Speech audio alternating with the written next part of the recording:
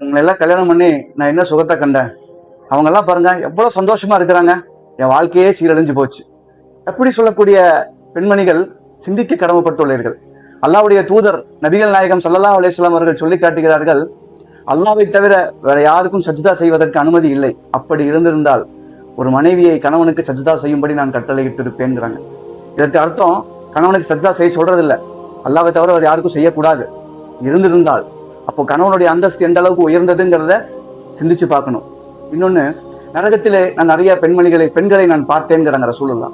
அதற்கு நிறைய காரணங்கள் இருக்கு. அதுல முக்கியமான காரணங்களாக அல்லாஹ்வுடைய தூதர் சொல்வது, அவர்கள் கணவனுடைய நன்மைகளை மறைப்பது, கணவனுக்கு நன்றி மறப்பது என்பதாக சொல்லி காட்டுகிறார்கள். நீங்க நிறைய பெண்கள் தொழுகிறாங்க, நோன்பு வைக்கிறாங்க, ஜக்காத்து கொடுக்குறாங்க, ஹஜ் செய்யறாங்க, உம்ரா செய்யறாங்க, காலையில பார்த்தா குர்ஆன் ஓதுறாங்க, மகரிபில பார்த்தா குர்ஆன் ஓதுறாங்க. ஆனா கணவனுக்கு நன்றி செய்யக்கூடிய விஷயத்துல பயங்கரமான பலவீனமா இருக்கிறாங்க, மாறு செய்யறாங்க. அவங்களுடைய அம்மா அப்பா பேச்சை கேட்டுட்டு கணவனுடைய விஷயத்துல ரொம்ப பலகீனமா இருக்கிறது, சகோதரிகளுடைய பேச்சை கேட்டு கணவனை எதிர்த்து பேசுறது, திட்டுறது, சண்டை போடுறது. நிறைய சகோதரர்கள் சொல்றாங்க, நான் வீட்டுல சாப்பிட்டு 2 நாள் ஆச்சு, எனக்கு வீட்டுக்கு போறதுக்கே எனக்கு பயமா இருக்கு, சங்கடமா இருக்கு, நான் எங்கேயா ஓடி போயிடலாமான்னு இருக்கேன்.